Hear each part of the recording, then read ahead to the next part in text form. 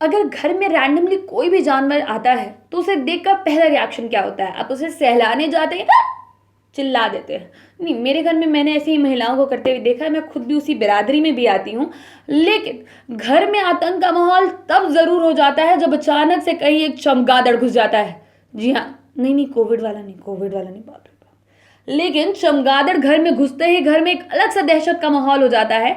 लेकिन क्या आपने कभी सोचा है कि चमगादड़ को लेकर हम लोग हर चीज को टैकल कर सकते हैं, घर में कोई भी जानवर आ जाए, लेकिन चमगादड़ जब आता है तब सब अपना अपना मुंह कंबल के अंदर छुपाने लगते हैं।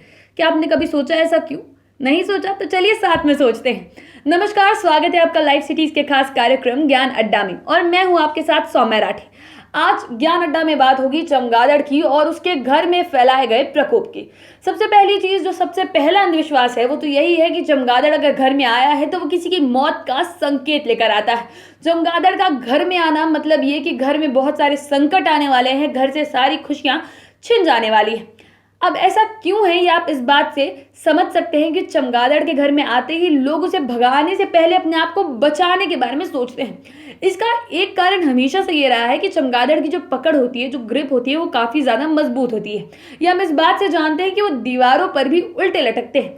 ऐसे में अगर चमगादड़, जैसा कि मैंने आपको वीडियो की शुरुआत में ही बताया कि उनके आते ही सब अपना अपना मुंह छुपाने लगते हैं, वो इसलिए होता है क्योंकि लोगों को डर रहता है कि कहीं वो आकर चेहरे पे कहीं, और खास तौर से नाक पे आकर ना बैठ जाए, क्योंकि अगर ऐसा हो जाता है तो चमगादड़ को वहां से हटाने की प्रोसेस में चेहरे की चमड़ी जो है वो भी बुरे तरीके से उधड़ सकती है, क्योंकि उसकी ग्रिप काफी ज्यादा मजबूत होती है। इसीलिए लोगों की पहली प्रवृत्ति चमगादड़ को देखकर ये रहती है कि अपना अपना चेहरा बचाएं, जब वो भागना होगा तब वो खुद ही भाग जाएगा। लेकिन चमगादड़ को इतने सारे बुरी चीजों के साथ क्यों जोड़ा जाता है?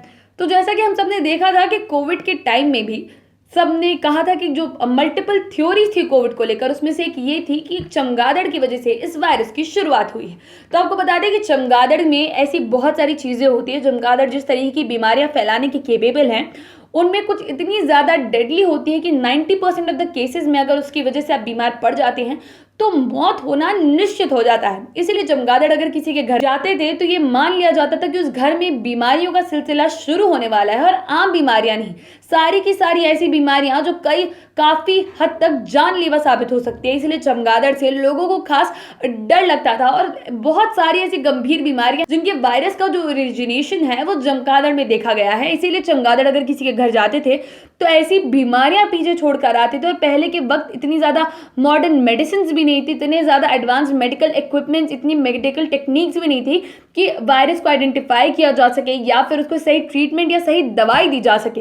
इसीलिए अगर किसी की मौत हो जाती थी तो उसे हमेशा चमगादड़ से जोड़कर देखा जाता था। और वक्त के साथ साथ ये चीज मानी जाने लगी कि चमगादड़ अगर किसी के घर में घुस गए हैं तो सिर्फ और सिर्फ बुरी खबर का इशारा है। घर में अवश्य या तो किसी की मौत होने वाली है या फिर घर के लोग गंभीर रूप से बीमार होने वाले हैं। खैर, अभी भी चमगादड़ को लेकर लोग डरते ही हैं, लेकिन उम्मीद करती हूँ कि इस वीडियो से आप ये समझ पाए होंगे कि चमगादड़ से जुड़ा जो डर है उसकी जड़ें कहाँ मजबूत हुई थी। चमगादड़ को लेकर लोगों के मन में इतनी सारी बातें, इतनी सारी धारणाएं क्यों है। अब तमाम वीडियोस के लिए लाइव सिटीज के साथ बने रहें।